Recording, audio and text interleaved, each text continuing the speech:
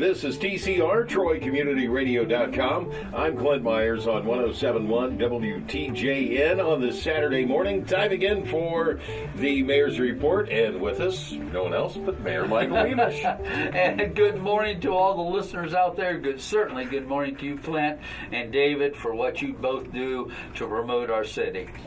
Boy, sometimes you walk in here, Mayor, and it's just like a hotbed of activity. It sounds like normal radio on the surface, but we're running around. There's so much stuff going on behind the scenes. Absolutely. And with winter, too, we're not out in the public as much as what we are during the summertime.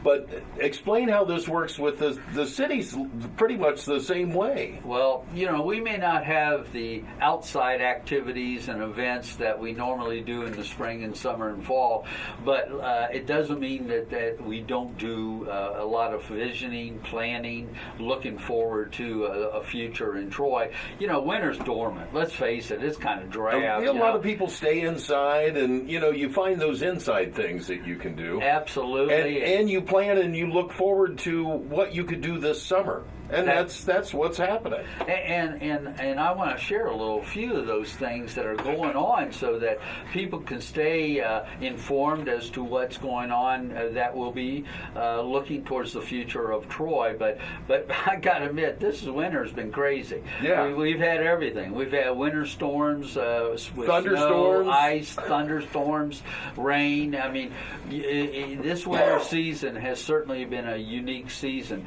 But inside these buildings, a lot of things are happening. Winter does allow a lot of us to get together and do some planning, and I just want to do a history lesson, if I can, Clint. Let's do it. Let's do a few years ago, and you and I were part of this, but the ABC. Now, a lot of people say ABC. Well, it's the America's Best Communities. A few years ago, we were semifinalists. We didn't make the finals. However, the group that was the steering committee, and remember we had a lot of positive feedback about being a semifinalist in America's Best Communities. And so that group said, let's look at what we were wanting to accomplish. And one of those initiatives, it was to protect our downtown. You and I, David, all of us really realized that it is the living room of our community. It is the vitality of our community in downtown. It is the aesthetically beauty of our downtown in Troy. It's used as a landmark. But we also decided that was an initiative to protect the downtown, and let's start looking at our treasures. Well, the river's right there. Yes. And so we said, okay, let's look at the river, connect the river with the downtown, and let's look at what's around the river. It's our park system. Mm-hmm. All the way up and down. Trails from Treasure Island and beyond, down to the golf course and beyond, and in between. So the group got together and said, let's don't let not being a finalist stop us. Let's start using those initiatives as a vision for the future of Troy. One of those visions is the Downtown Riverfront Initiative, and that has continued. Now, the name has changed from ABC to ATP, which I know is confusing to a lot of folks. It's Activate Troy Partnership. There you go. You and I have talked about what makes Troy special is partnerships. Yes. And I want to take time today to talk about what that Activate Troy Partnership. It is a flow-through, a follow-up of the ABC initiative. But it is the same group of folks. It is the Troy Main Streets. It is the Troy Chamber of Commerce. It is the Troy Development Council. It is our foundations, and it is our entrepreneurs of the downtown. And it is the city of Troy. And we are just one of many that, and I'm trying to think, we have other groups involved in that too that have worked together to try to promote the Downtown Riverfront Initiative. And so this is continuing. And what I do here is everybody has opinions. And that's good. we can grow if we look at, if there's a concern, here's a solution to a concern, so that we can continue to grow. And I would only, Clint, ask everybody, if they want to be educated on what's being planned for the future of Troy, I would say the Downtown Riverfront Initiative is going to be kind of the umbrella. But you can get more information about it if somebody would go to the websites that are available. And one of them is the ATP website, which they call activatetroy.com. Okay. So they can go there and get some information as to why we're doing what we're doing and what we think is good for the future. But if that's not it, Troy Main Street has their own website, and TroyMainStreet.org is also a link. And Troy Main Street is kind of our lead agency in this whole initiative, and has been. And of course, we always have TroyOhio.gov. And that'll have a link to Activate Troy. Why I say that is because there's so much information out there, and many of it is misinformation that people need to understand. This is all a group of people, not the city of Troy, which a lot of people think it's always the city of Troy that is an initiative, which is good. I'm happy about that, but that's only one partner. There's a whole lot of folks. These are citizens of Troy that have gotten together, and all these ideas have come in. Absolutely, I mean, Clint. we could have stopped when the ABC was over, and just, gone back to where we were. But instead, we're moving forward. We're taking those ideas that have come forward through the group and during that time, and have been put into play and taken into serious consideration of how to better things. And these are people willing to give of their time, talent, and many times treasure to be leaders, to move us forward, not backwards, but forward. And as you said earlier, these are citizens in our Troy community that are willing to take risk, because when you're a leader, you do take risk, but in everybody's eyes, this is for the future of Troy, a vision for the Troy, and to move us forward, not backwards. So I just ask everybody to be open, share their concerns, but share their solutions that they see might help move us forward for the future. And I gave 3 different directions, websites that'll give you the information that I would just ask that people take time, and it's a lot of information, but take time and just piece it together so that you see the direction that a group of people are taking on behalf of all of us who are part of this great Troy community. Well, for anyone who has heard someone talk about it, they go, I don't want that. Take the time. Like you said, go to the website. Don't go on rumor. Go and actually look at the information, read it, intake it, and then you can make an informed decision, not just something that you want to jump out and, this is the way it's been and this is the way I like it. Yeah, I like that, what you just said, Clint.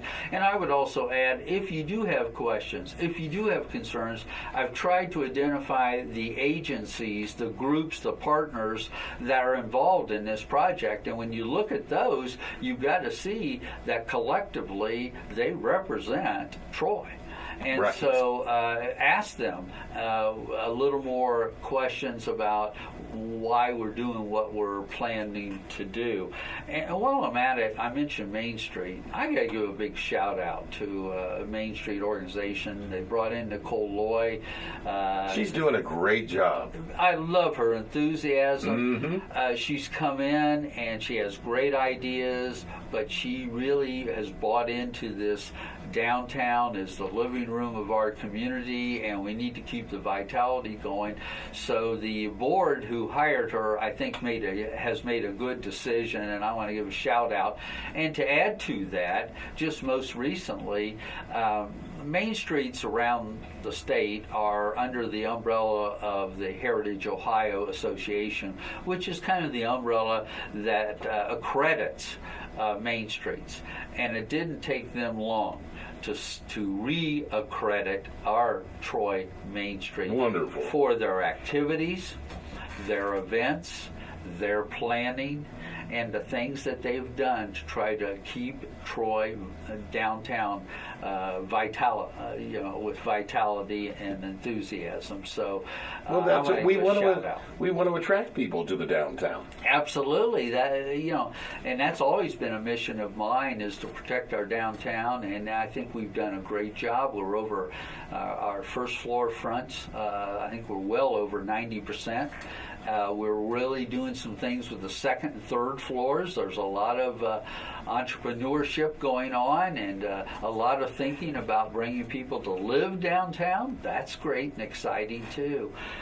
So we have that going for us. I will say with Nicole, my most favorite thing is when her and I have talked and spoken about events, like an event will end.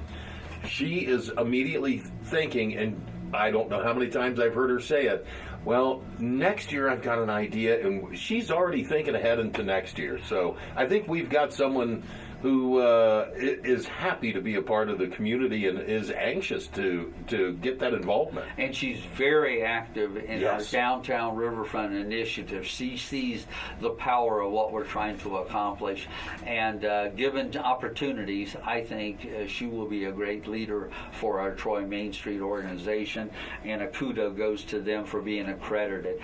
And also, I got to give a shout out to our city council. We have 2 new members. We've had a work session. We've talked about some of the priorities we want to do that tie right in to the initiative, to the downtown riverfront recreational initiatives that are hopefully keeping our older folks in our community and maybe enticing others, younger folks, to come and take some of the jobs. Workforce is a big thing right now, and we have great business and industry in this community. We need to hold on to the workforce and bring more people in to take the jobs of the future. I probably will I'm on a roll of good things, and really I think we should see these folks that are willing to sit down on a regular basis and talk about how can we make Troy better. Instead of going backwards, we're moving forward. So I hope that everybody will be open. They will look, read, educate, and ask questions. And then also, we're looking for solutions. We're looking for solutions to any concern or problem that we may see out there. Not just complaining. If you have a complaint, also, why not come with an idea about maybe what could be done to make it better? I think we got to look at the glass as half full than right. half empty. And more people look at that way, we'll move. We're going to do better and brighter things. And when we look at the region, we can hold our head up high in the activities that we bring to our community and citizens, not only locally but regionally. A lot of people like to come to Troy. I guess I'd like to close, Clint, if it's all right. I know council has been looking at their next major street project. There's a number of street projects. We got the Market Street project, we got the Main Street project in the horizon, but we also have been talking a lot about the McKaig Dorset project. And this is going to be the year that starts back up again, because we took a year break last year. And we have outside funding sources that'll help help us with the cost. A lot of misinformation out there. Of course, a lot of discussion is at the McKaig Dorset intersection, which is part of this whole movement down McKaig from where we left off around Haywood School. And the total, and I want to say this again, the total project is looking at $1.7 million. So that isn't just making the changes at one intersection. Thank you. I'm glad you said that. That's from the beginning of the project. Right. That started several years ago. That is the total cost that will be invested. In the next phase that starts around where Haywood's Right. and goes up past the intersection, which, let's face it, that is a major intersection of McKaig and Dorset intersection. And currently we have a four-way stop there. And we've had traffic engineers look at that. Is that the best?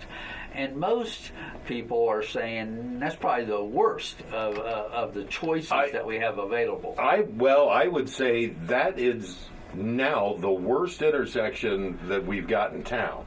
And something has to happen. Something has to move on it. Some people are saying traffic lights. But if you read the information that is out from the study, you'll also see it doesn't make that.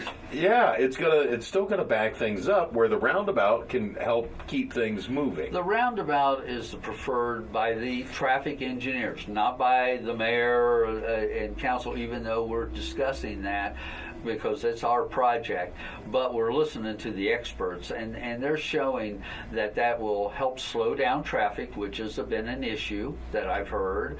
It'll keep people moving through and not having to stop and say, okay, who's next, or backing up, which can help or hurt the businesses that are in that area because you have backups when traffic lights turn red. Well, what I normally see at that intersection, and by all means, right now as it sits, you want to avoid that when school lets out over at Troy Christian, because it does. I mean, it even becomes more harried intersection. And then people are frustrated, and then you've got people just gunning it, and they're not waiting their turns. And that's how we wind up with accidents, and we don't need that over there by the school. Well, we haven't, to be honest with you, we haven't had a great deal of accidents, but the actual concerns that people are having is getting into businesses. Yeah. The congestion at there, who goes first, who goes second, who goes third, who goes fourth, and sometimes temper flare, the speed, and I'm concerned about mobility, getting people in and out and through. And that is, as you said earlier, one of the higher trafficked intersections down McKaig is a main secondary road, and Dorset. And so I just ask people to, again, be open, realizing that that one little intersection is not the $1.7 million project. It is just a piece of. But when you think of doing it, you don't want to have to do it, then undo it. So we're looking ahead again for the citizens, for the taxpayers, so we get the best bang for our buck, and we do it right the first time, and it lasts for a few decades or a couple decades. Now, we're not the only community that's thinking these ideas. Right. I mean, these roundabouts, what I was reading about them, this is becoming more and more the practice in a lot of communities where they're pulling out lights and putting in the roundabouts. Well, in the east, if you go out east, they're everywhere. Yeah. If you just go down 41 heading to Springfield, you have a roundabout there. I like that intersection. And it does slow, and they haven't had near the many accidents. And if you just follow the yield signs, look around and see who's in the intersection, and then you follow in, you just keep moving. And that's almost an economic value too, because you're saving fuel when you can do that. So keep an open mind with that as we begin to look and finalize our McKaig project that's going to go past Troy Christian Elementary, but we're also looking at solving problems there, entranceways, moving people in and out of businesses. So there's a lot of discussion that's yet to be discussed, but if you have a concern, call our city engineer. She's on top of it, and she's been working with traffic engineers. We want to do it the best way we can for the most people to get through an intersection that is very heavily trafficked. And that's Joe Rhodes. Joe Rhodes is our city engineer. Yes. Okay. I think we covered a lot this morning. We sure did. And it's winter, it's dormant, but I hope everybody sees that just because it's dormant doesn't mean there's not a lot of planning going on. There's a lot that happens behind the scenes that a lot of folks don't see. If people Your next council is coming up on Oh, geez, February 5th would be February 5th. First Monday. First Monday. First and third's our normal council meeting dates, unless we have a special holiday. It's open to the public so that they can come, Sure. or you can watch it online streaming at troyohio.gov. Absolutely, and we do appreciate Troy Community Radio and your promotions to our city. We thank you. Thank you, Mayor.